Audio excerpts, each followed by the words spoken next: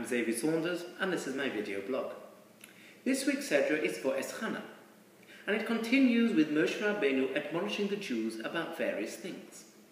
It starts off with him telling the Jews that they should remember the standing of Har Sinai and the receiving of the Torah by God. He tells them the impending doom that will come if they succumb and serve idols.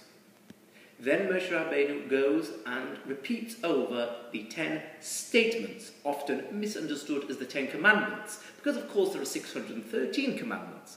These statements, if you like, are the main statements, the facets of Judaism. In this week's portion it calls them Aseres HaDevorim.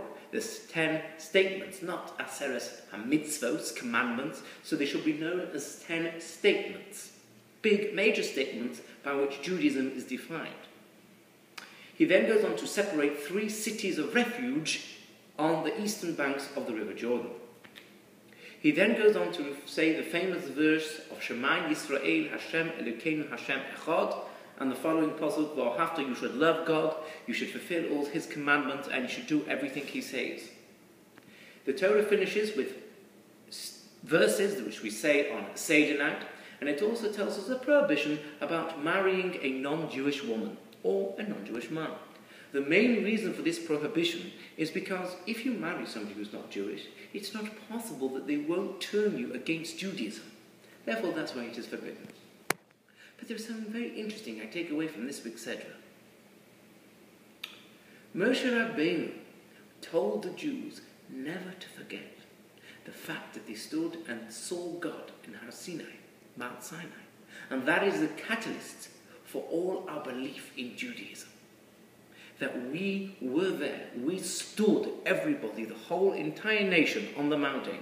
It's not perhaps like some of the other religions, like Christianity and Islam, which centers around one person receiving a revelation, repeating it to everybody else.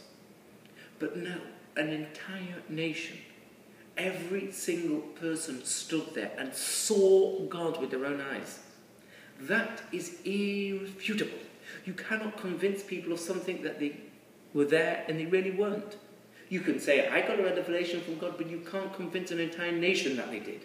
And that is Moses' theme. That is why you have to believe and tell your children and your grandchildren and your great-grandchildren why one should continue the chain and the link of believing in God and keeping the Torah.